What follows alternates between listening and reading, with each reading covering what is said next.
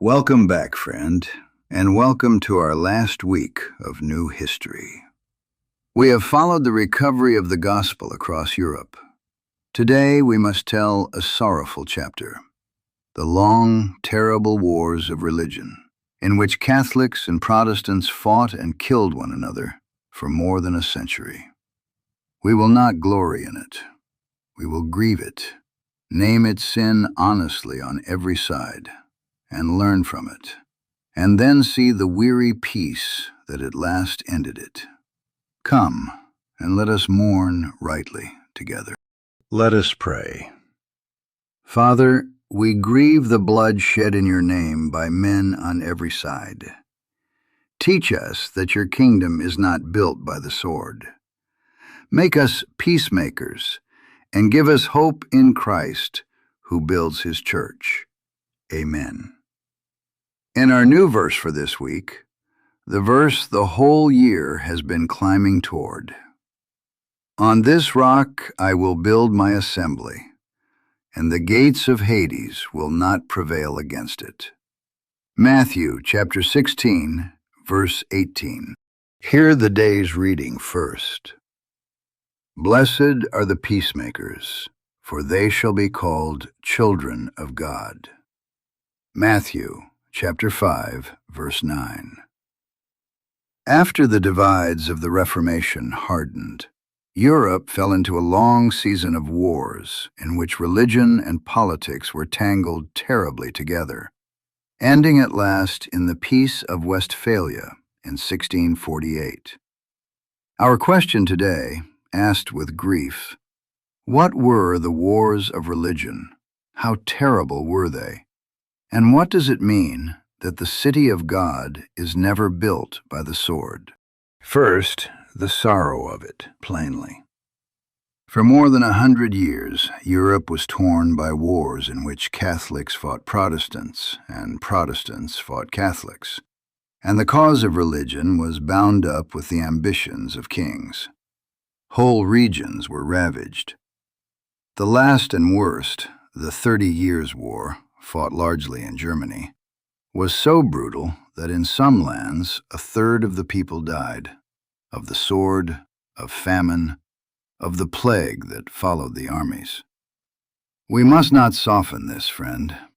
It was a horror, and it was sin.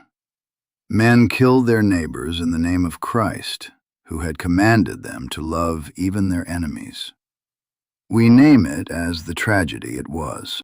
And we must name one day in particular with grief. St. Bartholomew's Day, 1572. In France, on that day, a great slaughter of Protestants began in Paris and spread across the land. Thousands of men, women, and children killed in their homes and in the streets, simply for their faith. It was a grave atrocity, friend. There is no other honest word. We do not excuse it, and we do not look away from it. To murder people for their religion is a monstrous sin, and this was one of the darkest such crimes of the whole era. We grieve every soul lost on that day, and we let it stand as a solemn warning of what happens when men take up the sword to settle the things of God. At last, the nations grew weary of the killing and sought peace. In 1648 came the Peace of Westphalia, the great settlement that ended the 30 Years' War, and with it the long age of religious wars. Europe settled, wearily, into a map of states, some Catholic, some Protestant, agreeing more or less to let each land keep its faith and to stop fighting over it. 1648. Mark it as the close of the Reformation era. It was not a glorious victory for anyone. It was an exhausted peace, bought with blood that should never have been shed. We are glad the killing stopped. We mourn that it ever began. And here is work for your own hand. Take your map and shade the Europe of 1648, the Protestant lands and the Catholic lands, side by side at last without war. When you can see it, you will understand the settlement. Carry these words with you. The wars of religion, the long, terrible wars between Catholics and Protestants. The 30 Years' War, the last and worst of them, fought largely in Germany. Westphalia, the peace that ended them. And 1648, the year of that peace, the close of the Reformation era. Hold these with grief, not with pride. Now the deeper frame, and this is among the darkest ruins in our whole book. Christians slaughtering Christians. The St. Bartholomew's Massacre. A third of Germany dead of war and famine. Men made the gospel of peace an excuse for blood, and we grieve it without flinching. And now, hear the rescue. A hard mercy learned out of that exhaustion. Europe slowly, painfully learned what the Word had said all along, that faith cannot be forced by the sword, and that consciences must be left free before God. For the weapons of our warfare are not of the flesh. 2 Corinthians chapter 10, verse 4. My kingdom is not of this world. John chapter 18, verse 36. And mark this well, friend. The Prince of Peace was never in the killing. He was in the martyrs who died rather than kill, and in the slow dawning at last that his kingdom is not of this world. Now sit with me, and let Scripture name the better way.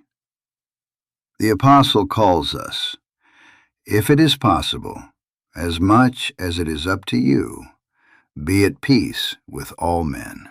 Romans chapter 12, verse 18. Be at peace with all men so far as it depends on you, and fight Christ's battles with Christ's weapons, the Word, the Spirit, and prayer. The wars of religion are the dark photograph of what happens when men forget this. And yet, even over that darkness, our hope stands. Christ said he would build his church, and the gates of Hades would not prevail. Men shed blood in his name and shamed it, but his true church, built by him, endured. The sword could not save it, and the sword could not destroy it. Your turn, with grief and honesty. Tell what the wars of religion were, how terrible the 30 Years' War became, and what happened on St. Bartholomew's Day in 1572. Tell what the Peace of Westphalia settled in 1648. Then state the great lesson in your own words. Why is the city of God never built by the sword? And was the sin of the sword on only one side? On your timeline, mark the sorrowful close of the era. 1572. St. Bartholomew's Day, a grave atrocity. 1648. The Peace of Westphalia, the close of the Reformation era. Mark them with grief. Next time we turn from the wars to the lasting good the Reformation left behind.